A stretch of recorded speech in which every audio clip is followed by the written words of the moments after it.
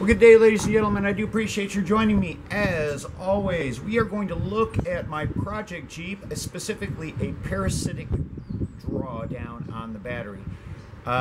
I'm not going to get into too much detail about that because, one, I don't have enough equipment. Two, I'm going to halfway guess my through this.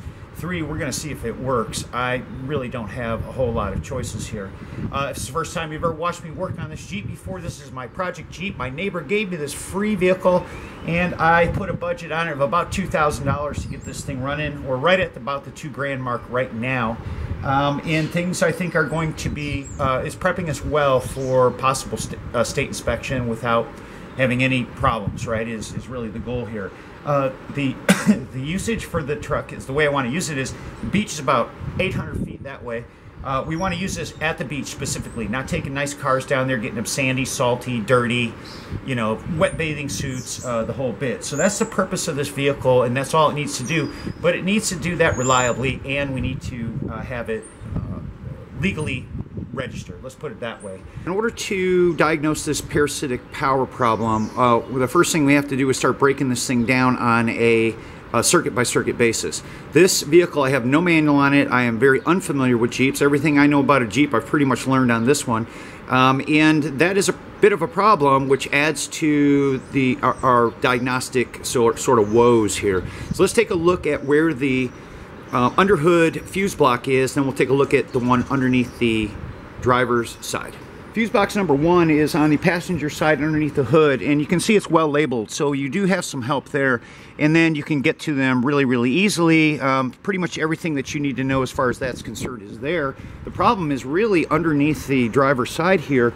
There's got to be, I don't know, 15, 20 of these things tucked up underneath, and none of them are labeled, right? So that is a big challenge in terms of how you might go about, see, they go way back there. That's a big challenge in terms of, let's say you did find a problem. About the only way I can think of to isolate those circuits is to pull a fuse and then try and determine of the 20 options that are available on this truck is well, how you know, what doesn't work, right? That's the only way I can figure to do it without some kind of a diagram leading you on. So let's talk about the starter motor for a second. So the starter motor, was always a sketchy business to me from the start when I got this truck. I did put a new battery in it. The symptoms were, we left this house for about 6 weeks. We came back. I tried to start the vehicle. I had nothing. It wouldn't even move the needles on the dashboard. I checked voltage on the battery, and the battery was at 2 volts. I put a charger on the battery, and it actually came back. I feel very fortunate for that. And it did start the truck. Problem is that I don't know why it drew down to 2 volts, right? So the starter motor on this thing has always been sketchy to me. It doesn't really always want to start. You can hear the solenoid click, click, click, click, then it'll start up. And once it gets warmed up and starts getting used, it doesn't really seem to have a problem. But I always suspected that it would be unreliable, right? So I thought, maybe I'll change it. Well, now I went under that fuse block, or I went to the fuse block in the hood. I found the starter circuit, and there is a pretty significant milliamp voltage present on that circuit. So I'm going to duck you down in here and yell if the wind noise is crazy, right? Here's the starter fuse. I pulled it. I took a voltmeter and I did the negative to the negative post.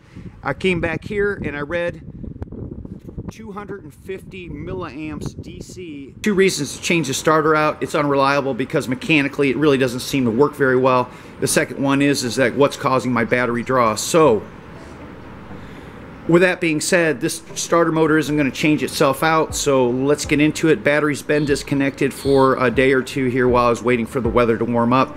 We don't have to worry about that. We just yank this starter and get into it.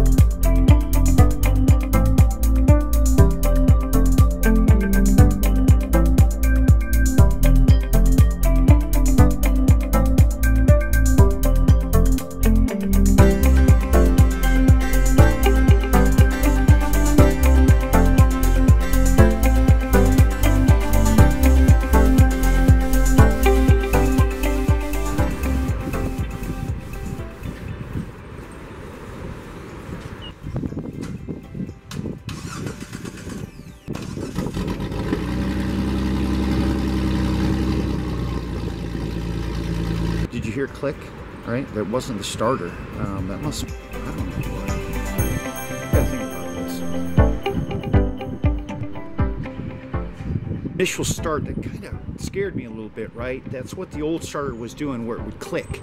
Almost like it's vapor locked or something, and then it cuts loose, and then it seems to be fine. I don't understand that. I don't know what that means, right? So I've got the voltmeter connected up to the battery here. The battery is fully connected to the car, so it's ready to run. And I'm getting, I think, what is a pretty darn good result here. So if we come in here on the meter, right, we got 12.78.